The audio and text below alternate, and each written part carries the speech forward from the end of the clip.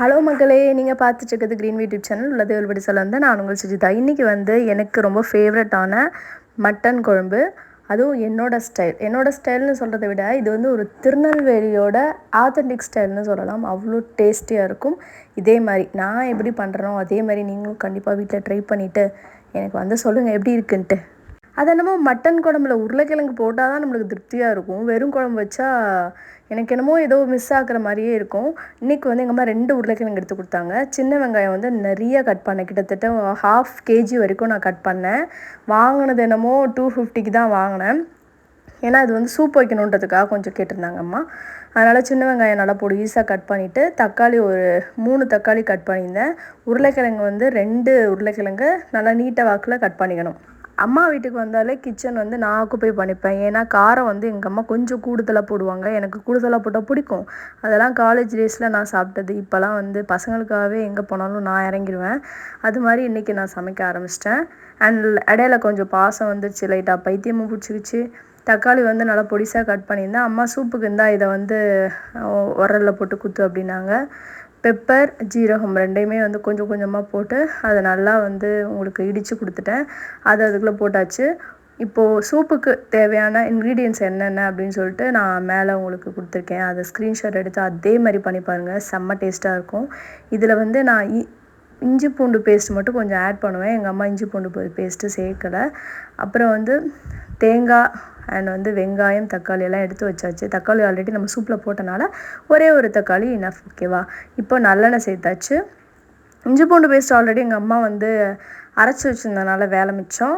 And இதில் நம்ம என்னென்ன போட போகிறோன்னா, கடுகு, ஜீரகம் கொஞ்சோண்டு, சோம்பு கொஞ்சோண்டு, தேங்காய் கூட அரைக்கிறதுக்கு வந்து அதே இப்போ போட்ட அளவே ஜீரகம், சோம்பு போட்டுட்டு பட்டை, ஒரு ஏலக்காய், 2 கிராம்பு இதை மட்டும் போட்டு நல்லா மையாக அரைச்சிக்கோங்க. ஆனால் வந்து கசகசா 5 ரூபா பாக்கெட் 2 வாங்கிக்கோங்க. அதையும் தேங்காயோட சேர்த்து நல்லா மையாக அரைக்கணும். கொஞ்சம் குறப்பாக அரைச்சாலும் குழம்பு வந்து தடன்னு ஒரு மாதிரி இருக்கும்.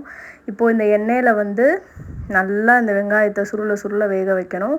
அதுக்கப்புறம் தான் நம்ம வந்து எதாக இருந்தாலும் போடணும். ஏன்னா வெங்காயம் தான் ரொம்ப இம்பார்ட்டன்ட். வெங்காயம் வந்து நல்லா உங்களுக்கு பொன்னிறமாக வதங்கிருச்சு அப்படின்னா குழம்பு டேஸ்ட்டாக இருக்கும். இஞ்சி பூண்டு பேஸ்ட் வந்து ஒரு 1.5 ஸ்பூன் போட்டேன். இந்த கரண்டி கணக்கு வச்சுக்காதீங்க, ஸ்பூன் கணக்கு வச்சுக்கோங்க. 1.5 ஸ்பூன் அளவுக்கு போட்டு அதையுமே நல்லா வதக்கியாச்சு. உருளைக்கிழங்கு வந்து நம்ம இப்போயே போட்டால் தான் உங்களுக்கு வந்து நல்லா வெந்து வரும். அது உப்பெல்லாம் சேர்ந்து அதில் டேஸ்ட்டு கொஞ்சம் அதிகமாக வரும். அதனால் உருளைக்கிழங்கு உள்ளே போட்டுட்டு அதையும் நல்லா வந்து பிரட்டி எடுத்துக்கோங்க. எண்ணெயிலே வதங்கணும். மட்டன் வந்து முக்கியமாக நம்ம தண்ணி உடனே சேர்க்கக்கூடாது. அதை நல்லா வதக்கிட்டு அதுக்கப்புறம் தான் தண்ணி சேர்க்கணும். இப்போ வந்து இந்த நேரத்துக்கு என்னால் கிச்சன்லேயே நிற்க முடியல, அந்த அளவுக்கு மோசமான சுச்சுவேஷனாக இருந்துச்சு. ஏன்னா எங்களுக்கு மேலே பார்த்திங்கன்னா மொட்டை மாடின்றதுனால வெயில் அப்படியே ஸ்ட்ரைட்டாக வரும் வீட்டுக்கு. நம்ம கிச்சன்லலாம் இன்னும் சமைக்கவே முடியாது, ரொம்ப மோசமாக இருந்தது. அண்ட் வந்து இதோட தக்காளியும் போட்டு நல்லா வதக்கிட்டேன். உங்கள் வீட்டில் இப்போ வந்து எப்படி இருக்குது இந்த கிளைமேட்? சம்மர் வந்து எனக்கு பிடிக்கவே பிடிக்காது. சம்மர் தான் எனக்கு பிடிக்காத ஒரு மான்சூன். அந்த அளவுக்கு வெறுப்பேன். கொஞ்சமாக மஞ்சத்தூள் போட்டுட்டு அதில் என்னென்ன மசாலான்னு சொல்லிட்டு ஃப்ரிட்ஜில் போயிட்டு தேடி கண்டுபிடிச்சி எடுத்தாச்சு. கரம் மசாலா இருந்துச்சு, காஷ்மீர் மிளகாய்த்தூள் இருந்துச்சு, அது 2மே போட்டேன். ஏன் வந்து காஷ்மீர் மிளகாய்த்தூள் அதிகமாக சேர்க்குறேன் அப்படின்னா கொஞ்சம் கலர் நல்லாயிருக்கும். இது வந்து ஒரு ஸ்பூன் அளவுக்கு தான் இருந்துச்சு, அதையும் போட்டுட்டு இதில் மிளகாத்தூள், மல்லித்தூள் மட்டும்தான் போட்டிருக்கேன், வேறு எதுவுமே இல்லை. இவ்வளோ தான் மசாலாவே.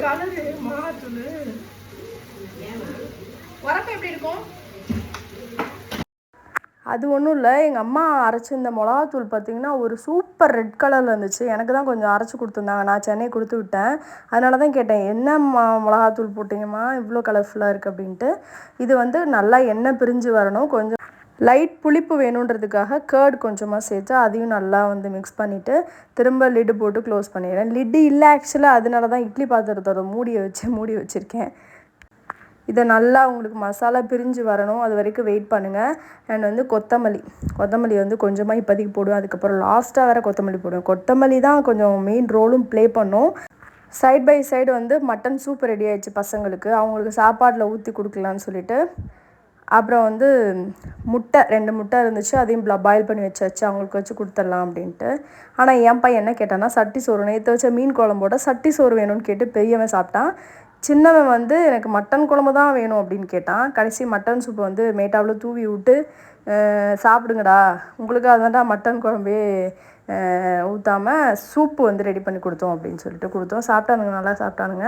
ஃபைனலாக நம்ம அரைச்சி வச்சுருக்கோமே பக்குவமாக அந்த தேங்காய் தண்ணி அதையும் ஊற்றி மிக்ஸி ஜாரையும் நல்லா கழுவி உள்ளே ஊற்றிட்டு தேவையான அளவு தண்ணி ஊற்றிக்கோங்க. ஏன்னா தேங்காய் வந்து அரை மூடி சேர்த்துருக்கேன், நைட் வரைக்கும் குழம்பு வரணும் அப்படின்றதுக்காக. ஸோ இந்த டைமில் உப்பு காரம் எல்லாமே கரெக்டாக பார்த்துட்டு நல்லா மிக்ஸ் பண்ணி எடுத்துருங்க. ஃபைனலாக கொத்தமல்லி தூவணும், இதுதான் இம்பார்ட்டன்ட். கொத்தமல்லி கொஞ்சம் நிறையவே தூவுங்க. என்கிட்ட இருக்கிறத தூவி இறக்கிட்டேன். பக்கா செம்ம டேஸ்டான ஒரு மட்டன் குழம்பு ரெடி ஆயிடுச்சு. நீங்களும் இதே மாதிரி வீட்டில் ட்ரை பண்ணிவிட்டு மறக்காமல் நம்ம சேனலில் வந்து எனக்கு கமெண்ட் பண்ணுங்கள். தேங்க்யூ ஃபார் வாட்சிங். அடுத்த ஒரு சூப்பரான வீடியோவில் பார்க்கலாம். அதுவரை நான் உங்கள் சுஜிதா. டாடா.